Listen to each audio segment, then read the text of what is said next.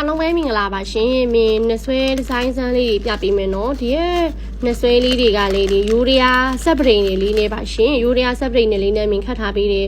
ယူရီးယားဆက်ပရိန်တွေယူရီးယားတွေလို့ပြောလိုက်တဲ့ဆိုရင်များသောဖြင့်ကလေးလန့်သွားကြတယ်ကြောက်အတူတွေလားပေါ့နော်တကယ်ကကြောက်စစ်တွေပါရှင်ဒီမှာဒီရဲ့အထည် original မှာပါတဲ့အထည်ဖန်စီကြောက်အတူတွေကိုဖြုတ်ပြီးမှဒီရဲ့ကြောက်စစ်လေးပြန်လဲထည့်ထားပေးတာပါနော်မင်းတို့ကလေအဲ့ဒါကြောင့်မို့လို့အခုဒီ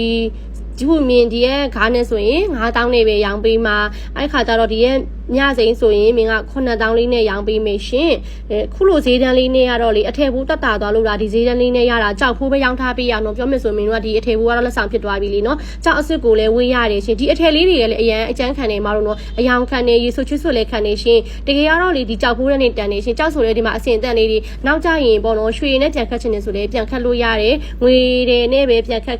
ဝတ်ချင်နေဆိုလည်းခတ်လို့ရတယ်ငွေပရေနဲ့ခတ်တိုင်ဆိုရင်ဒါလက်ခပဲကအနည်းဆုံးကတော့လေ2သိန်းနဲ့ထပ်မှရှိပါပဲ2သိန်း3သိန်းဝန်းကျင်လောက်တော့ရှိတာပေါ့နော်အခုကျတော့မင်းကလေတောင်းပိုင်းလေးနဲ့ရောင်းထားပေးရရှင်